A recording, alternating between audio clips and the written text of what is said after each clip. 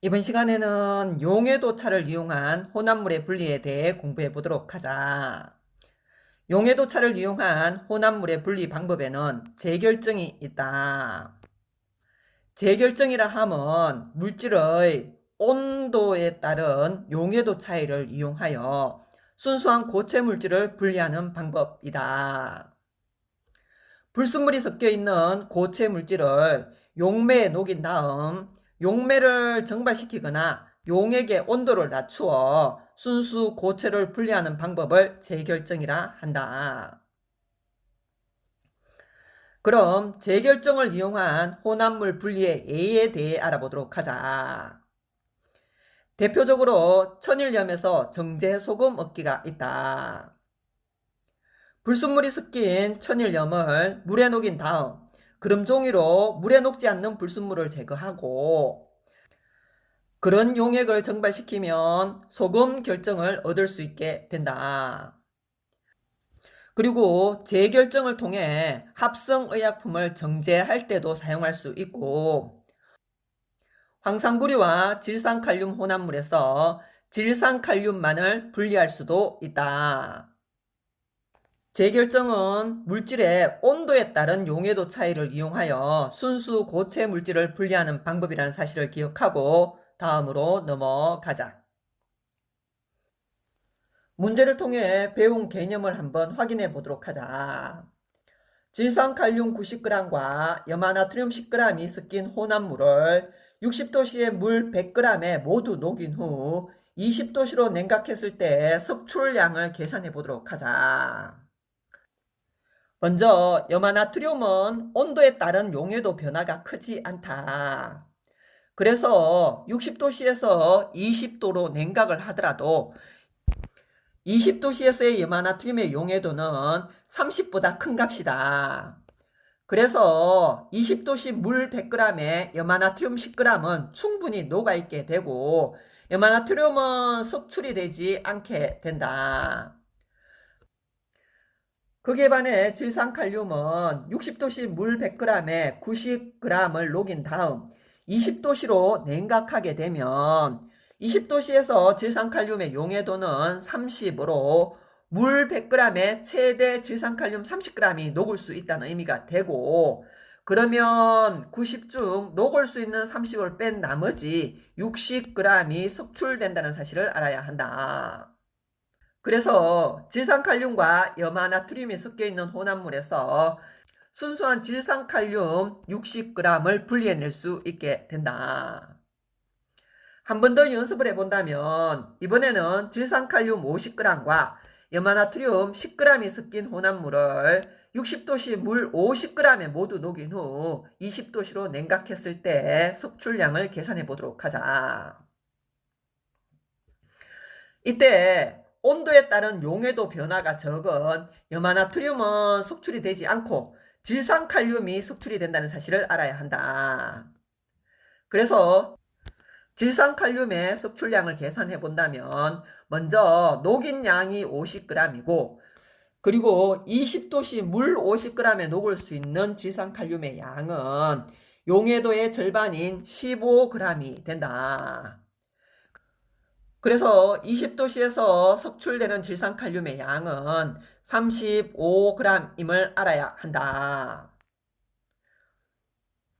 이번에는 붕산과 염화나트륨으로 문제를 한번 풀어보도록 하자.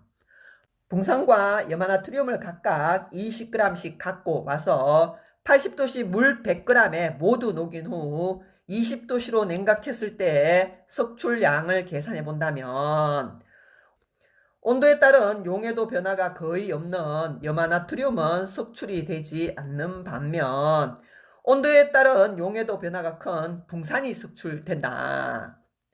그리고 붕산의 석출량을 계산을 할 때는 녹인 양 20g에다가 20도씨 물 100g에 녹을 수 있는 양을 빼주면 된다.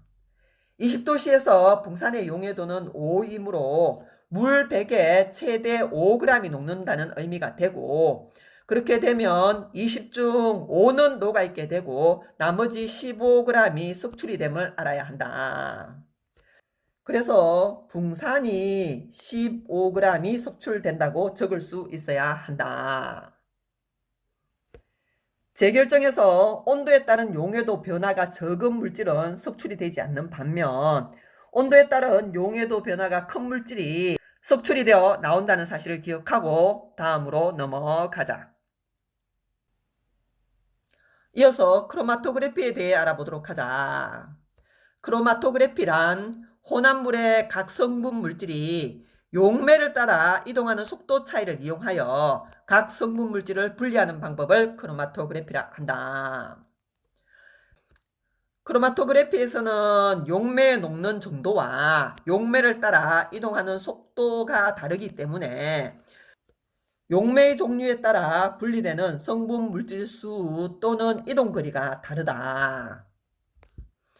그리고 크로마토그래피는 분리 방법이 간단하고 분리하는 데 걸리는 시간이 짧고 매우 적은 양의 혼합물과 성질이 비슷하거나 복잡한 혼합물도 분리가 가능하다는 장점이 있다.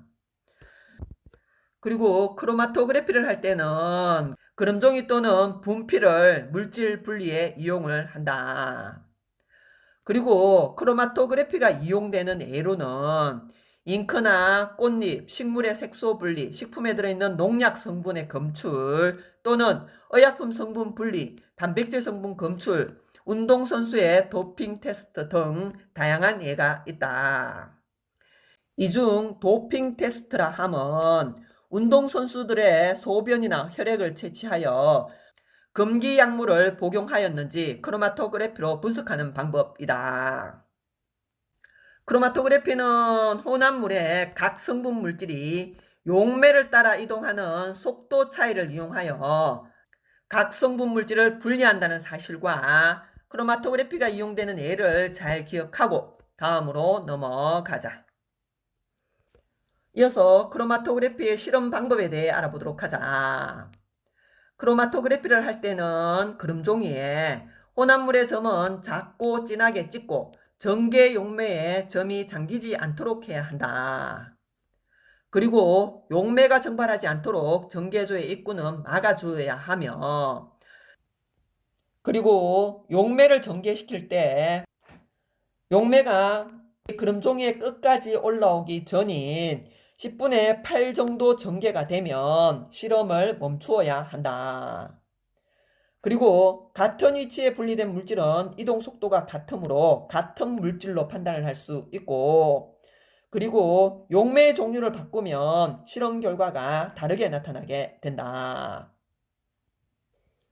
크로마토그래피의 실험 방법을 잘 기억하고 다음으로 넘어가자. 이어서 물질 A에서 E의 크로마토그래피 결과를 한번 분석해 보도록 하자. 5가지 물질 중 순물질을 골라 본다면 한 가지 성분만 나타난 A와 C와 E가 되고 거기에 반해 B와 D는 여러 가지 성분으로 분리되므로 혼합물임을 알아야 한다. 이때 B는 A와 C를 포함하고 있고 D는 C와 E를 포함하고 있음을 알 수 있다. 올라간 높이가 같으면 같은 성분으로 판단할 수 있다.